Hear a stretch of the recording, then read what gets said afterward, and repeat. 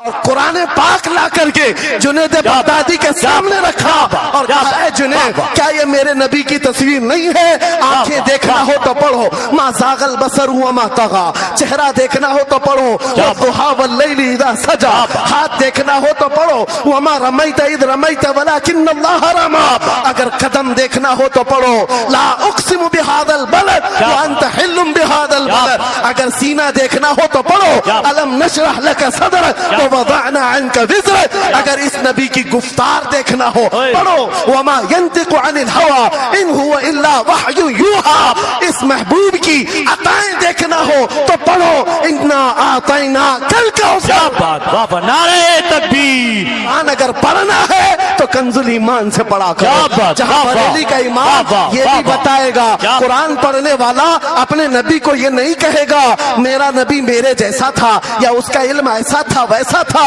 بلکہ بریلی کا امام بتائے گا قرآن پڑھنے والا اپنے نبی کو یوں کہے گا سرور کہوں کہ مالک و مولا کہوں تجھے، باغ خلیل کا گل زیبا کہوں تجھے، تیرے تو وصف عیب تناہی سے ہیں بری، حیران ہوں میرے شاہ میں کیا کیا کہوں تجھے، لیکن رضا نے ختم سخن اس پہ کر دیا خالق کا بندہ خلق کا آقا کہوں تجھے۔ ہمارا شیوا ہے پوری دنیا میں کہ صرف اور صرف رسول پاک کی غلام قوم ایسی ہے جو ایک منٹ میں پورا سناٹا طاری کر سکتی ہے۔ کسی نے ایک صاحب سے پوچھا تھا ویل ٹرینڈ فوج جو ہوتی ہے چاہے وہ امریکہ کی ہو کہ رشیا کی ہو کہ جاپان کی ہو چائنا کی ہو، ان سے پوچھا گیا کہ اگر 10,000 فوج کو صفوں میں کھڑا کرنا ہو اور ان کو ریڈی کرنا ہو تو آپ کو کتنا ٹائم لگے گا؟ کسی کے بارے میں کہا کہ امریکی فوج کے لیے ہمیں 4 گھنٹے لگ جائیں گے، ہم ترتیب دے دیں گے۔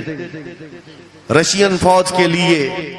3 گھنٹے لگ جائیں گے، چائنیز اور ایکٹیو ہیں 2 گھنٹے میں اپنی صفیں ترتیب کر لیں گے۔ اس مسلمان دانشور نے کہا اللہ کا کروڑوں احسان ہے 1,00,000 سے زیادہ کا مجمع ہوتا ہے حرم کعبہ میں بھی اور حرم رسول میں بھی، امام صرف 1 منٹ میں کہتا ہے صفیں درست کر لو، کسی کو ڈنڈا مارنے کی ضرورت نہیں، سب کی صفیں خود درست ہوتی ہیں۔ یہ قوم ہے جو اپنی صفیں خود درست کرتی ہے۔ مسجدوں میں جمعہ میں عیدگاہ میں جا کر کوئی لکڑی لے کر نہیں پھرتا کہ اپنی اپنی صفیں درست کر لو، ہر ایک کو اتنا شعور ہے کہ اپنی صفیں کیسے درست کی جاتی ہے۔ جب آپ کو اللہ تعالیٰ نے یہ نعمت عطا کی ہے مسجدوں میں صفیں درست کر سکتے ہیں 1 منٹ کے اندر، عیدگاہ میں 1 منٹ میں ہماری صف درست ہو سکتی ہے۔ اے نوجوانوں دنیا کو یہ بتاؤ صرف مسجد اور عیدگاہ نہیں، دنیا کے ہر میدان میں ہم اپنی صفیں درست کر سکتے ہیں۔ سبحان اللہ،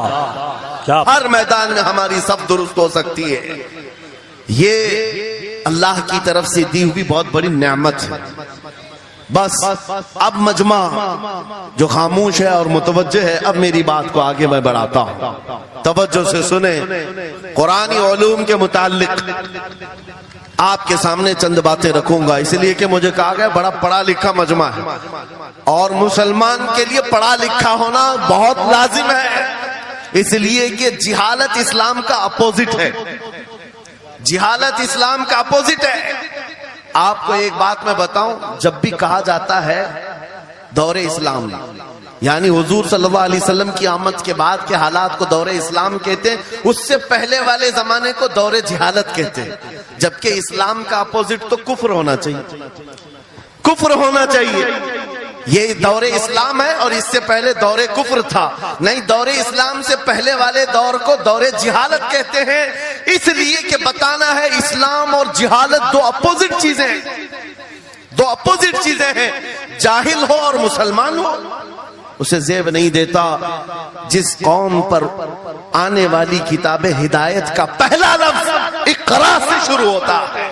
اقرا بسم ربک الذی خلق، قرآن کا پہلا لفظ جو آیا ہے وہ کس نام سے آیا؟ پڑھو اپنے رب کے نام سے، پڑھو اپنے رب کے نام سے، اور علم نہیں ہے تو کچھ نہیں ہے تمہارے پاس۔ امام غزالی تو فرماتے الناس کلہم موتا الا العلماء، یہ سارے انسان مردہ ہیں، زندہ اگر کوئی ہے تو علم والا ہے، علم والا زندہ ہے۔ اور جہالت کی تاریکیوں میں بھٹکنے والے کی مثال ایسی ہی ہے جیسے اندھیری کوٹھری میں بیٹھا ہوا ہے، کہیں روشنی کا آنے کا انتظام نہیں.